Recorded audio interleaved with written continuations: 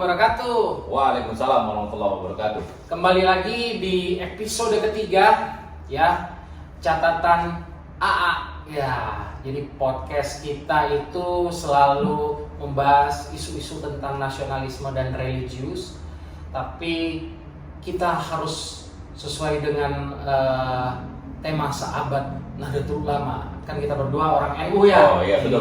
Jadi harus moderat, merawat jagat, membangun peradaban betul di sekali. negeri kita Indonesia. Ya. Benar. Oke, sahabat AA, kita mau berbicara tentang satu tema penting tentang Islamofobia. Oke. Nah, menurut Kang Ade, bagaimana nih tentang Islamofobia nih? Oke, terima kasih dok. Assalamualaikum warahmatullahi wabarakatuh. Waalaikumsalam. Sahabat sekalian, Bismillahirrahmanirrahim. Sebelumnya saya harus manggil apa nih, dokter atau Kang nih? Boleh Kang, boleh dokter. Oke, siap. Jadi begini dok, Islamofobia. Sebetulnya Islamofobia itu sejatinya memang ada, tetapi bukan di Indonesia. Kenapa tuh? Islamofobia itu yang saya tahu itu dimulai pasca terjadinya peristiwa 9/11. Ya, 9/11. 9/11, ya kan? 9/11. Betul. Jadi Di Amerika, tanggal 9 bulan September ya. 2011. Ya. Nah, di sanalah dimulai adanya stigma. Bukan 2011, 2001. Oh, 2001. Iya. Ya, sorry. 2001 bulan September. Iya. Ya, 911 disebutnya ya. Iya. Ya. Oke, jadi disitulah dimulai adanya istilah Islamofobia. Di sana memang seperti yang kita ketahui dari beberapa informasi berita bahwa memang ada perlakuan terhadap umat Islam di Amerika dan beberapa negara Eropa yang memang terlihat anti dengan orang-orang Islam yang ada di sana. Iya. Seperti perlakuan kasar yang tidak manusiawi dan lain sebagainya lah, intimidasi gitu. Dan itu memang faktanya ada. Cuma kalau bicara Islamofobia di Indonesia, saya pikir Islamofobia itu di Indonesia tidak ada dong. Iya. Karena di Indonesia seperti yang kita ketahui bersama bahwa pelaksanaan misalnya Maulid Nabi atau perayaan Hari Besar Islam di Indonesia itu sangat bebas dong, tidak ada pelarangan. Bahkan untuk memperingati Maulid Nabi saja sampai menutupi jalan itu diperbolehkan, gitu, diizinkan gitu kan.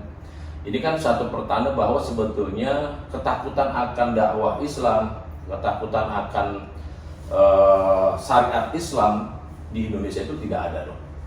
Atau yang disebut dengan Islamofobia tersebut di Indonesia. Jadi sebenarnya tidak ada.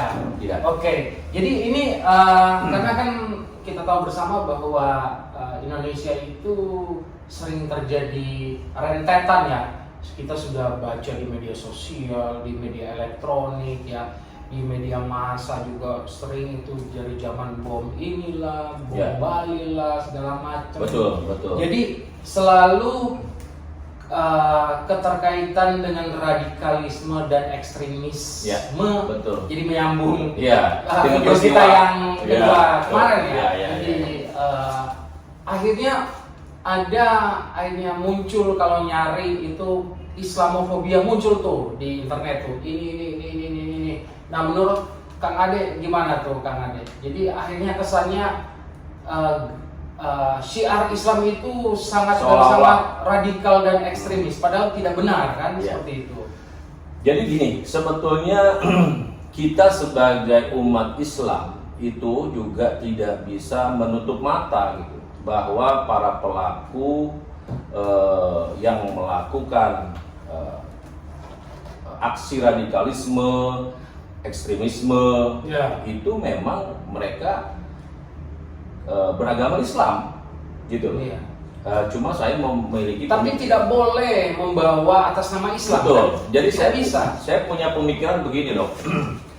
ketika mereka sebelum melakukan apa yang pemahaman yang mereka terima tentang agama menurut versi mereka, mereka memang melakukan ibadah ritual sebagai seorang yang beragama Islam. Mereka sholat, ya kan? Mereka membaca Quran, ya kan? Bahkan ada yang hafiz Quran juga kan? Mereka menjalankan semua syariat Islam. Tetapi ketika mereka sudah melakukan apa yang mereka yakini sebagai sesuatu yang menurut mereka itu jihad, gitu kan? Dengan cara misalnya bom bunuh diri atau melakukan suatu tindakan terorisme, sejatinya menurut saya itu bukan lagi agama Islam. Maksudnya sebagai pelaku yang sudah melakukan aksi, mereka bukan lagi seorang yang beragama Islam. Jadi benar bahwa dikatakan seorang yang melakukan aksi terorisme itu tidak beragama. Saya setuju sekali. Iya. Betul. Jadi tidak bisa apapun dalilnya. Betul. Tidak bisa dikatakan mereka melakukan jihad Ya. atas nama Islam. Ya. Betul. Ketika mereka memang belum melakukan, ya mereka seorang Islam karena mereka sholat, mereka ngaji, gitu kan? Mereka membaca Quran, mereka menjalankan syariat agama Islam. Tetapi ketika mereka sudah benar-benar melakukan aksinya, ya memang mereka sudah tidak lagi beragama Islam. Menurut saya seperti itu. Karena memang di agama manapun tidak ada mengajarkan tentang aksi kekerasan, apalagi tindakan terorisme, kan seperti itu loh. Iya. Ya. Nah, oke. Kadang ya, jadi kita kembali agak sedikit ke topik Islamofobia itu. Kadang kan zamannya medsos nih. Kadang suka disebarkan. Jadi pelakunya ini justru yang Muslim, ada juga yang non Muslim. Nah, kita lebih ke Muslim ya, karena sama-sama kita seorang beragama Muslim ya. Jadi itu kalau menurut Kang Ade kira-kira kok bisa ya seorang pelaku itu yang beragama Muslim itu menyebarkan Islamofobia? Oke, ya sebetulnya ini berkaitan dengan tema kita sebelumnya nih, intoleran dan radikal kan. Dan ini memang diawali dengan memahami agama yang salah, seperti itu dok. Jadi sebetulnya ada satu buku yang ditulis oleh Habib Ali kalau nggak salah itu yang menyatakan bahwa al-insaniyah qabla at-tadayun. Nah, artinya apa itu Kang Ade? Menjadi manusia dulu, baru belajar agama. Nah begitu. Jadi kalau ini berkaitan dengan masa kecil saya di dulu nih, nenek saya mengajarkan, dek, ngaji diri. Iya. Ya, kalau ngaji kitab banyak guru, tapi kalau ngaji diri itu nggak ada gurunya. Iya. Kalau itu saya setuju. Kita harus belajar sama orang Jepang. Betul. Mereka mengaji diri itu melatih karakter mereka. Itu luar biasa. Betul. Iya. Negara Asia, negara maju. Iya kan mereka kurangnya lengkap tinggal masalah apa? Tinggal mengenal Islam sebenarnya. Betul. Nah, bagaimana mereka mengenal Islam? Sedangkan ya betul. Saya alhamdulillah pernah 3 tahun di Jepang dok. Oh iya.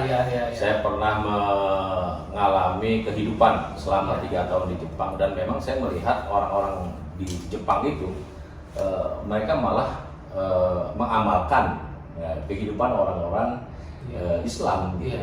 Mereka sangat toleran, jangankan kepada sesama manusia, kepada binatang saja mereka itu sangat-sangat menjaga kelestarian alam. Ya, seperti banyaknya ikan-ikan di sungai atau burung-burung bebas berkeliaran dan lain sebagainya. Di sana tuh sangat asri, sangat terjaga sekali ekosistem di sana. Apalagi hubungan sesama manusia. Dan mereka lebih cenderung orang-orang Jepang ini ketika melakukan kesalahan itu mereka lebih dulu minta maaf. Nah ini yang menarik ini. Padahal ketika saya pernah melakukan satu kesalahan yang sebetulnya juga saya tidak sengaja. Ketika saya naik sepeda di belokan, saya berpapasan dengan seorang ibu-ibu orang Jepang dan dia langsung turun dari sepedanya langsung biasa budaya Jepang itu kan mengangguk ya. Mohon maaf dia minta maaf ke saya. Saya sampai malu juga. Gomenasai. Ini sesuatu yang menarik ya.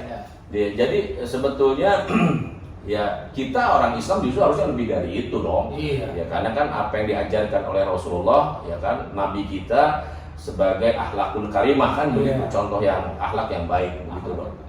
Dan satu hal lagi dok, sebetulnya orang-orang yang melakukan atau menyebarkan propaganda, wah ini kan propaganda atau false flag, wah inilah sebagai adanya Ini Islam. sebenarnya mau masuk ke poin ketiga nih, Iya. tentang politik identitas mengatasnamakan Islam Betul. yang menyebabkan terjadinya Islamofobia. Iya benar-benar. Iya kan? Karena memang gini, ketika Islam sudah dimasuki oleh kepentingan politik, nah ini menarik dok nih. Ya.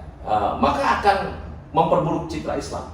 Ya. Dan mau tidak mau, suka tidak suka, akan menimbulkan Islamofobia. Itu loh.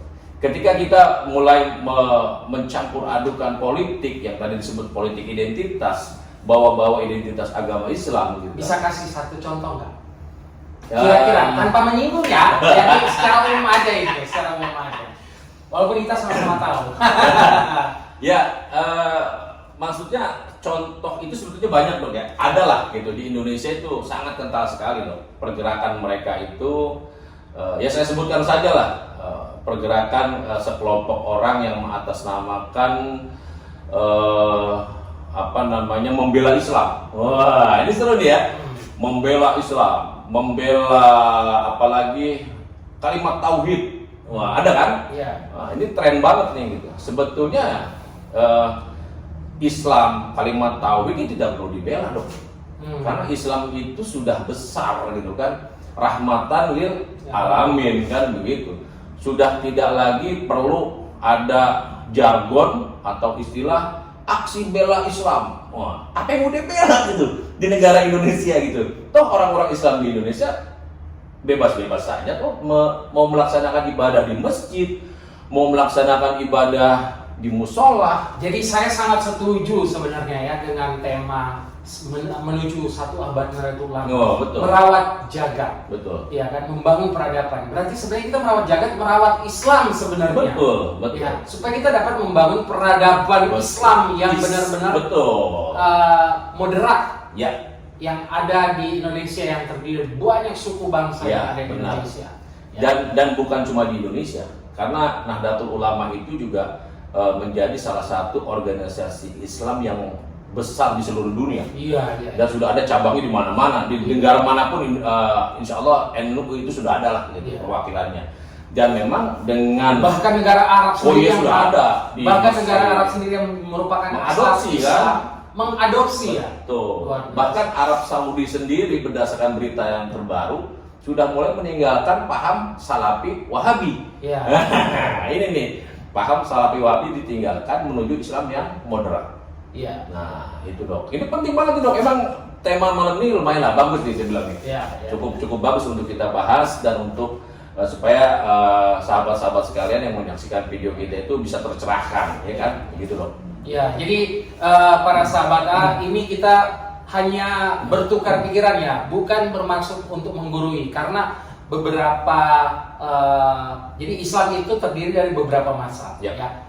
Mazhab mana yang kita yakini, itulah yang harus kita jalankan dan diamalkan dalam kehidupan sehari-hari. Kita hanya tukar pikiran, para sahabat. Jadi baiklah kita mengintrospeksi diri masing-masing. Muhasabah. Nah, seperti itu. Muhasabah. Semoga kita memberikan pencerahan kepada. Jadi orang melihat kita, oh beragama Islam tuh begini tuh. Gitu. Jadi Islam itu membawa kedamaian. Kedamaian. Seperti itu. Jadi ketika pun kita memberikan simbol-simbol keislaman, orang akan tahu, oh yang memberikan simbol keislaman itu seorang yang mempunyai pemahaman Islam yang sangat moderat. Artinya secara tekstual dapat, ya kan Barsul Masail, Nahdlatul Ulama selalu mengkaji beberapa buku. Betul. Ya, dan referensi kitabnya banyak. Referensi kitabnya banyak. Ya, dan secara kontekstual. Jadi syiar Islam itu kepada seluruh warga masyarakat yang ada di Indonesia itu sangat kontekstual. Agar apa? Agar syiarnya itu bisa masuk. Dan satu hal dok nih, juga ini harus disampaikan kepada masyarakat luas nih, bahwa di dalam Nahdlatul Ulama itu mengenal 3 ukhuwah. Nah, ya kan? 3 hubungan kemasyarakatan kan seperti itu. yaitu ukhuwah Islamiyah, Ya. ya kan, hubungan sesama Islam, Ya. umat Islam, ukhuwah Basariyah, ya kan, hubungan sesama manusia, dan yang terakhir ukhuwah Watoniyah, ya, hubungan sesama anak bangsa. Seperti itu. Gitu, ya. Jadi sebenarnya kesimpulannya ya, walaupun ini singkat nih, cuma yang penting esensinya dapat. Betul. Jadi sebenarnya Islamofobia itu tidak ada. Di Indonesia tidak ada. Tidak ada. Tidak ada di Indonesia. Tidak ada ya. Tidak ada. Jadi kita sepakat tidak ada Ya. bahwa Islamofobia itu tidak ada. Ya. Dan baiklah kita untuk mensiarkan Islam itu sebaik mungkin, berhikmat ya. Jadi right place and right ya. way, ya kan? Yes, betul. Ya. Jadi bukan right place and wrong way, Iya. kan gitu kan? Sering itu yang banyak kan ya. Ya. Gitu. Ya, harapannya ya semua bisa menyadari betul gitu, dan kita juga sebagai orang muslim yang tadi saya bilang gitu, kita jangan juga antipati lebih dulu gitu sebelum kita melakukan muhasabah yang tadi ya, introspeksi diri gitu kan, bahwa semua ini terjadi memang karena ada pelakunya gitu, dan memang mereka sebelum mereka melakukan aksi tindakan terorisme atau ekstremisme, mereka menjalankan syariat Islam gitu kan. Nah, justru yang saya fenomena yang menarik itu adanya non muslim fobia. Nah, ini nih di Indonesia banyak nih begini nih. Nanti kita bahas di podcast Betul. berikutnya ya. Ya. Ah. Ya kan, seperti itu dok. Ya. Jangan sampai lah negara yang begitu besar ini, negara yang begitu indah ini, Ya.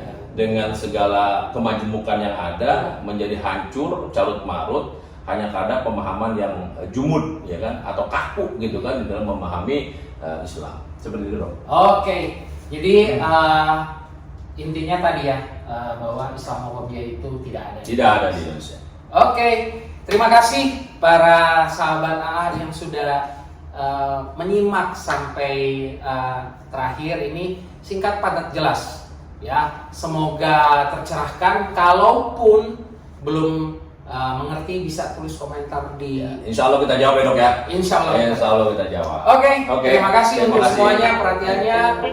Wassalamualaikum warahmatullahi wabarakatuh. Kita jumpa di podcast berikutnya. Waalaikumsalam.